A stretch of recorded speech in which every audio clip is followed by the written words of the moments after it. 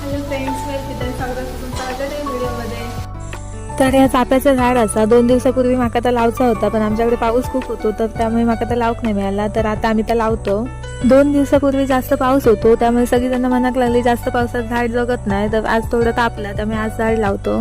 मागे एकदा आम्ही एक चाफ्याचं झाड लावलेलं, पण त्या काय मोठाच होत नाही. हा तेवढाच असा आणल्यापासून आता वर्ष झालं असतात. यावेळी झाड घेताना आता फुललेला हा की नाही त्या बघूनच घेतलं, म्हणजे चाफ्याची फुलं तरी नंतर मिळतील. ह्या बघा आता मी खणून घेतला, आता खोऱ्यान सगळी माती ओढून घेतोय. आई आणि पप्पा मला सांगत होते किती खणा कळ. आता झाड लावताना प्रत्येकाची इच्छा असता की आपण लावलेलं झाड जगा कळा, तर त्यामुळे आई पप्पांना सोबत घेतलेलं आहे, म्हणजे माका काही चुकलं वगैरे तर ते सांगतील.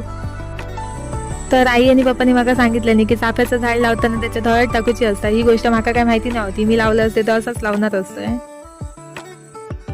तर सहजच माका एक प्रश्न पडलो की हळद कशासाठी टाकतं. तर आई आणि पप्पा बोलले की हळद टाकल्यामुळे पिवळी पिवळी धम्मक फुलं होतात मस्त. तर झाडात त्या काळ्या कलरचा प्लास्टिक होता ना, त्या काढून पप्पानी माझ्याकडे झाड दिल्याने लावक. आणि कसा लाव कळा कसा ठेवू कळा आता सांगितल्याने मग तसं मी ठेवलंय. तसं काही मी एकट्याने झाड लावक नाही, माझ्यासोबत आई पप्पा पण होते झाड लावक. त्यानंतर पप्पाने आणि मी झाडात वरून माती घातलं. माझी खूप मनापासून इच्छा असा की ह्या झाड लगाकच काय पण होऊन माका खूप इच्छा असते, कारण मागे एकदा पण आम्ही झाड लावलं होतं असं असा तेवढंच होते का फुला वगैरे काही येत नाही, पण मोठा पण होत नाही.